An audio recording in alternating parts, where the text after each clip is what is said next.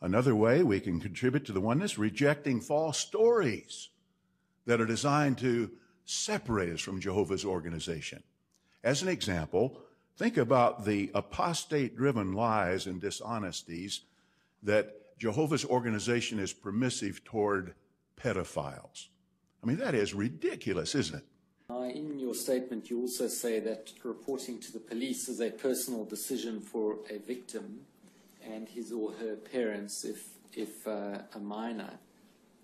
Is it a personal decision for an elder as to whether to report to the police something that's been reported to the elder which might constitute a crime? Is it the elder's responsibility to do that? Is that what you're asking? Is it the elder's personal decision as to whether to report information received by the elder that would amount to a crime? No, it's not the elder's decision. We respect the right of the person who has been who has been a victim. We reserve her the right, or his right, to do that. But we will do everything we can to support it. If a different crime, to take the most extreme murder, if you were told that a member of the congregation had killed someone else, would you report that to the police? We would encourage the person to do that. Would you do it yourself? No, I would try very hard not to. Not that I would try very hard not to, but I would encourage the person continually to do that. That's a decision that they need to make.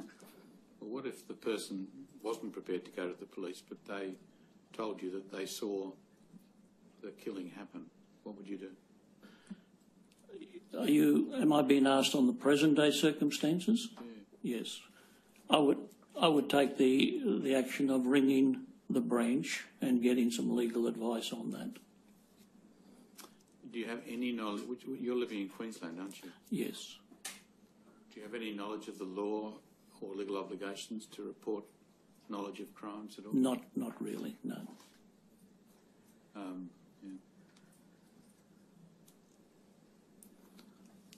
Do you know of any case, Mr. Ally, in which an elder has reported a criminal matter to the police? No, I can't say that I have. There is no single witness may convict another for any error or any sin that he may commit. On the testimony of 2 witnesses or on the testimony of 3 witnesses, the matter should be established. And what's the context for that discussion?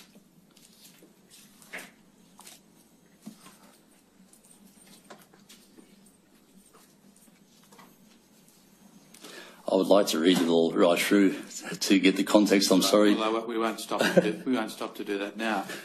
But I understand where the Jehovah's Witnesses place their confidence, but do you accept that we have a true conflict between an understanding that we all have of human behaviour and, as you say, your capacity to believe that she was telling the truth, and what might be, by reason of adherence to that particular piece in the Bible, a conflict?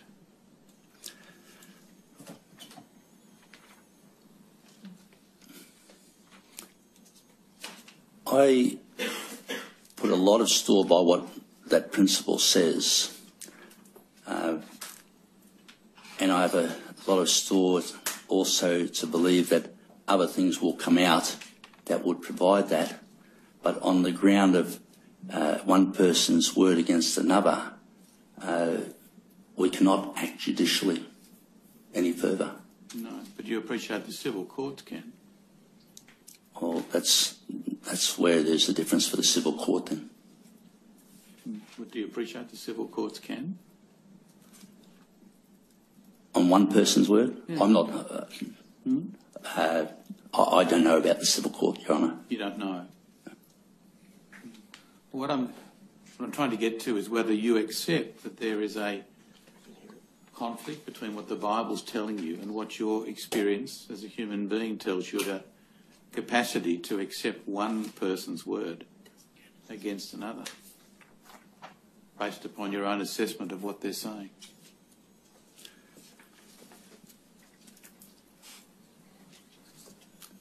I don't believe that's correct, Your Honour. I really believe that I was saying there, having one witness, you can't establish it beyond any doubt. You can't act on that. If you have another witness to something similar that that person has done, yes, then we've got two witnesses. But on the evidence of one, that's my understanding, is that we cannot act. And that's how I say that in the face of telling me that you believe what she told you. Yes. Even though at that point it was word on word. Yes, we believed her. Applying Scripture as we read it in the best way we can to sensitively integrate with modern society. But you understand the point. There may well be, and we're in one such area where science has taught us a lot in recent years about sexual abuse and how to appropriately respond to it. But if that science was in conflict with your understanding of the Bible, then the Bible would prevail. Absolutely, the Bible will prevail. And if I could, Your Honour, that's why hundreds of Jehovah's Witnesses are imprisoned in South Korea, in Taganrog, Russia, Azerbaijan, Eritrea, because they won't budge on a clear Bible principle that will endure forever. So if the law of the country was to prescribe a mode of behaviour which was in conflict with your understanding of the Bible, what would happen then? We would apply the words in the book of Acts 5:29 to obey God as ruler rather than men, and as we did here during the Second World War, as thousands of Jehovah's Witnesses did when they refused to come under the Nazi regime. The fact that the government at the time makes a law, Jehovah's Witnesses will always obey Scripture, and that's why we have 28 successful outcomes in the European Court of Human Rights, because we won't budge where there's a clear Bible principle that happens to be in conflict with a government. You mean it was only when the matter went to court that you understood the serious nature of the events that had happened? No, it was well before that. It was when the motions we started to go through, when it became something that was clearly a real victimisation of a young person by her parent, that all of us elders then acted very swiftly in dealing with that situation. Now, this may have been a prelude to that. I don't know. I cannot recollect this particular discussion. But we'll come to what you did do in response to what you knew. But is it right to understand that the teaching of your church requires someone who has a disagreement with another member of the congregation to first of all seek to put matters right with that other person? That would be the first step.